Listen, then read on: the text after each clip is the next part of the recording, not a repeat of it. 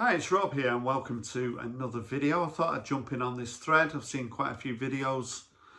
10 albums that change your life. So I'm 59 years of age and obviously a lot of music has influenced me over those 59 years. So been through my collection, pulled 10 records, maybe 11 to show you.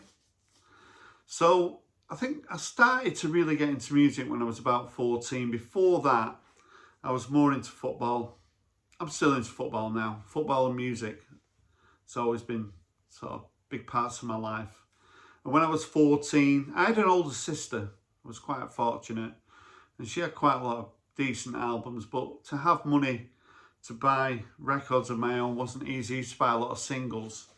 But an album that I did manage to buy in 1978, I bought a lot of these K-Tel compilations. And this has got quite a lot of sort of disco music, which I was into when I was like 13, 14. Boney M and Cerrone, Supernature, I Love America, Patrick Uve, the Boomtown Rats are on here, Devo, YMCA. So this was perfect for me when I was 13, 14. When I was a bit younger, I was more into football. You know, I wanted to be Roy the Rovers. I still want to be Roy the Rovers. And a big Oldham Athletic fan. But as I got older, music became more important, or as important. And this is sort of one of the first records that I bought. And it's a big part of my musical journey. So when I was 14, I did used to bunk off school. And that means that I was supposed to go to school and I didn't go. And I had a friend who lived on my way to school and his parents worked full time. Sometimes I'd call for him and he'd just say, I'm not going to school. This guy now is like one of the chief finance directors at Manchester City. So he's done pretty well for himself. But he used to bunk off school quite a lot. And what's this got to do with music? We used to listen to Parallel Lines by Blondie while we used to play Subbuteo, which is sort of a kid's football game. So there was a question in the vinyl tag about records that are like greatest hits, and this one is like a greatest hits for me. With Sunday Girl and Heart of Glass and Hanging on a Telephone. Picture this, 11:59, One Way or Another. Debbie Harry was my first crush, and she must have been double my age easily. I still love Debbie Harry now. And a lot of it's about nostalgia, looking back on your life. 10 records that really influenced me, and this is one. Still love it now, Parallel Lines. 1979, in January, I went to see Elvis Costello. And I had this album, This Year's Model. This came out in 78. And I was so lucky. My sister's boyfriend was ill. I was talking to her at a funeral last year and some of the concerts she went to, because she was like 5 years older than me. Joy Division she saw and Public Image. I'd never have seen Elvis Costello if her boyfriend hadn't have been ill. But I can remember going, it was at the Free Trade Hall, which is it was a pretty well-known venue in Manchester. And Elvis Costello, he was at his peak. It was just a great night. I was only 14, so it kind of took my breath away a little bit. And this album was one that I really did get into. Still go back to it now. Hugely important to me, Elvis Costello. Those early albums, I love them all. But This Year's Model certainly means a lot to me. And going to that concert really influenced me because I've been to quite a lot of concerts. Not as many as I wish I'd been to. There's always gigs that you wish you'd been to. But I think that night watching Elvis Costello was part of my journey, seeing a lot of great live music. So very influential. Elvis Costello. Of course, The Jam were very influential. All My Cons. An album that I never tire of. from Down in a Tube Station to Be Someone, Billy Hunt, Bombing Water Street. Paul Weller was going through a bit of writer's block at the time. Front to back, there's no weak points on this album. And the jam's just so important to me in my life, really. I was devastated when they split, but I think it was the right thing to do. Love the Style Council, saw them many times live. Seen Weller solo many times as well. Only a couple of days ago, discovered Paul Weller's going to be releasing an album the day before his 66th birthday. Still important to me, still hugely influential to me. Love Paul Weller, love the Jam, my favourite band. And Omar Khan's really important to me. So I woke up one day and I was a mod.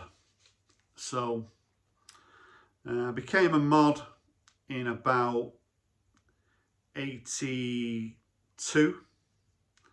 And I went to see Quadrophenia and I wanted to be Jimmy. So in my life I've had 3 scooters. I've had a couple of Vespers. There's me on a scooter run, one of those guys. Can't remember where that was. Maybe Colwyn Bay in Wales. Lambretta there. So, and also just anything to do with scooters. Picked up this picture of it hanging in my house. I also have this metal Lambretta. But Quadrophenia's soundtrack was really important to me. I got it before the studio album Quadrophenia. So this has like the Ronettes on it and the Chiffons and James Brown, as well as the High Numbers. Sting, of course, Leslie Ash, Toyah. But me and my friends, there were loads of us from sort of all over the sort of neighbourhood, surrounding area that had scooters. We used to meet up nearly every night. And yeah, being a mod in sort of 82, big part of my life, and Quadrophenia is hugely influential. And obviously the album Quadrophenia, my favourite album of all time. No filler, all killer, every single track. I get goosebumps when I listen to Quadrophenia. It's like no other listening experience for me. So I guess it's been hugely influential. Coming from Manchester, New Order. So around 82 time, I picked up a copy of Movement. My original copy my son has. So this is just a reissue. But around 82, I started to get into Joy Division and New Order. A couple of years after Ian Curtis's death. And this is my favourite New Order album. And it's the one that's most like Joy Division. I think it's in your DNA when you come from the Manchester area that you love New Order, Joy Division.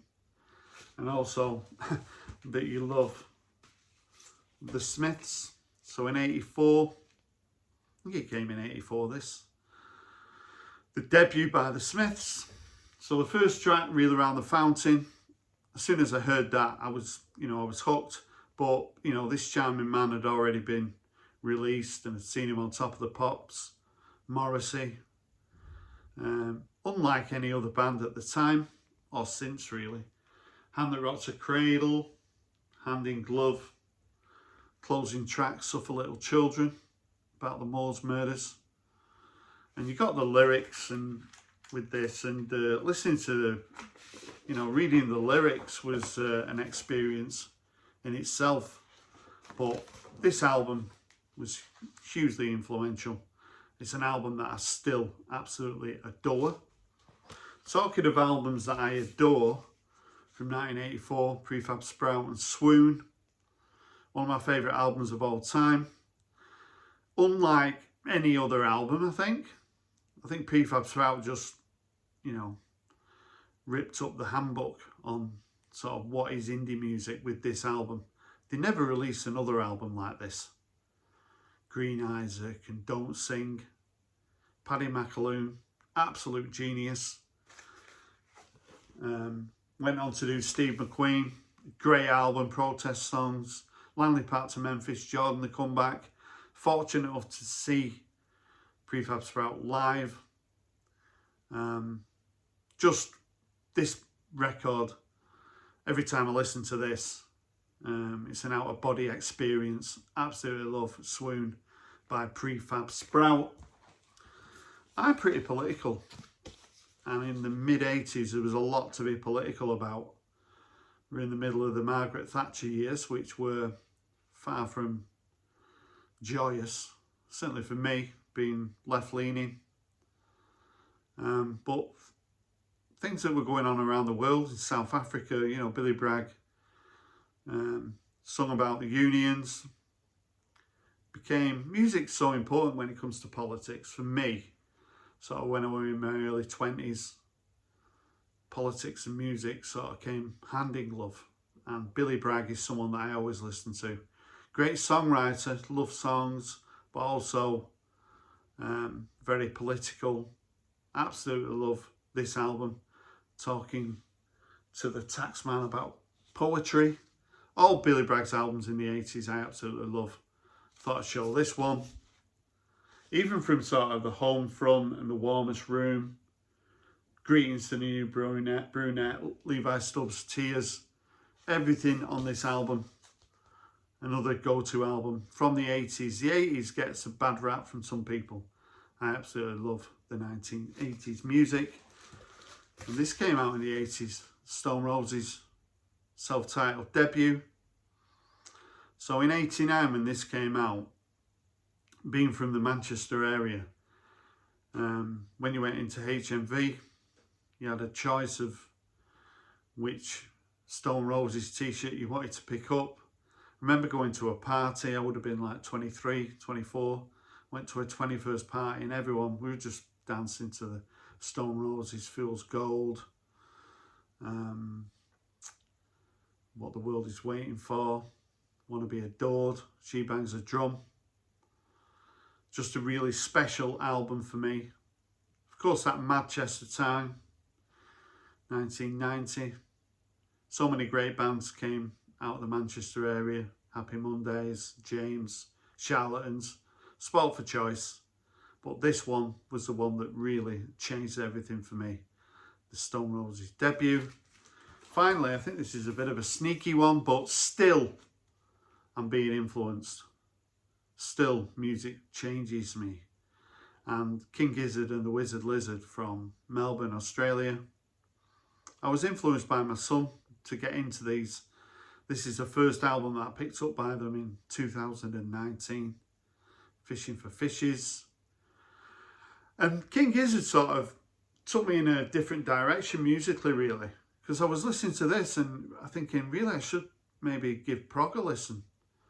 Because the King Gizzard back catalogue is so diverse. Jazz, folk, hard metal. Depends what day of the week it is. This is a really accessible album by King Gizzard. But they sort of changed me. They made me look at music differently. So I've got to put King Giz in there. Great band. Probably my favourite band that's around at the moment. So prolific, but so great. So yeah, King Gizzard and the Wizard Lizard. So 11, 12 albums that changed my life. This is a really fun thread thing. Mazzy did a video and Andy Ford. Todd is in the mixtape. Melinda Murphy. I think it's a really fun idea for a video. Just gets you thinking about your musical influences. Albums that change your life. If you've got any comments about what I showed on this video, I'd love to hear from you. Thanks for watching and bye for now.